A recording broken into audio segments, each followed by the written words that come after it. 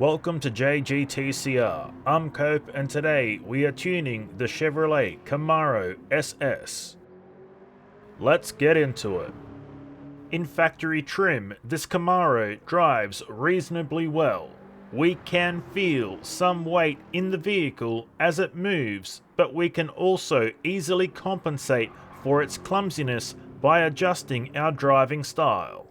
For the most part, the handling works considerably well, with a touch of understeer if we are heavy-handed coming in and out of turns.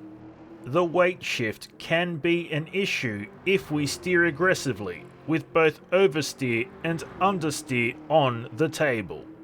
The power we have available to us is reasonable, but it does seem sluggish due to the weight we are pushing. The power delivery is nice and smooth. It only really struggles to put power to the ground if we are erratic with our inputs. The brakes do work well for slowing us down, however, we must take the weight into consideration when braking. Let's collect our time. 7 minutes 33.2 seconds. Let's take a look at the race tune. When modified, the Camaro's tail end becomes far more active. Our attempts to tame the tail end is reflected in our tune. Our differential settings are not as aggressive as usual, and we've added ballast of 80 kilos at a ballast positioning of 40 over the rear wheels.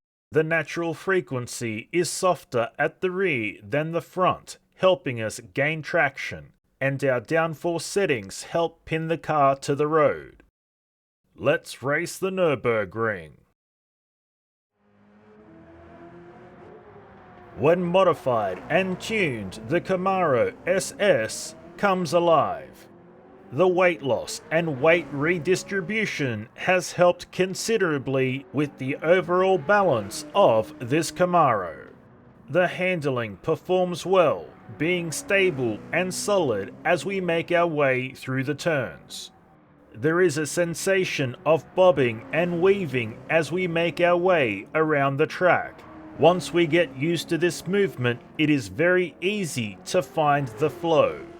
The power and power delivery have both improved, making sure that the power makes its way to the tarmac as efficiently as possible.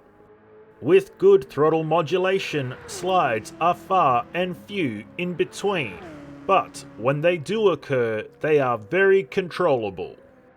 The brakes have stepped up to the plate and now do a very decent job of slowing us down. Let's collect our time.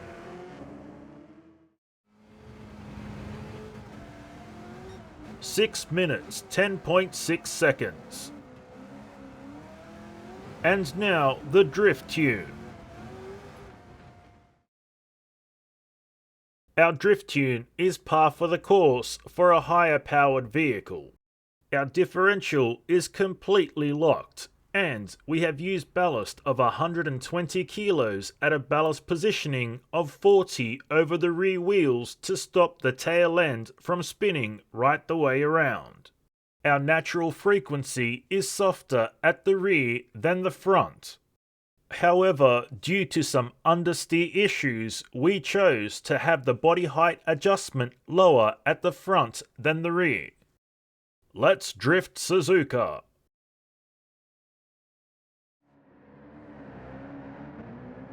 The Camaro SS is an incredibly forgiving drift car.